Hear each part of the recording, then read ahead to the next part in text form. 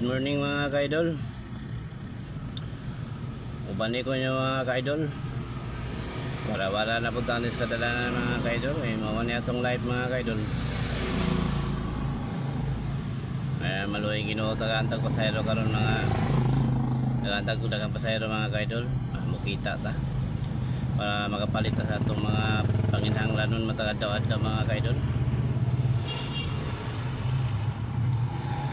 Wala na po tas mga kadalanan karon mga ka-idol. Kuan karon mga ka-idol, October 28, Lunes. Ang oras alas 6:30. Kumbati na po ta mga ka-idol. Wala na po tas kadalanan. Di tayo surrender, laban ng taong mga idol. Yung ba na itong ginoo sa itong mga pangandoy mga ka-idol.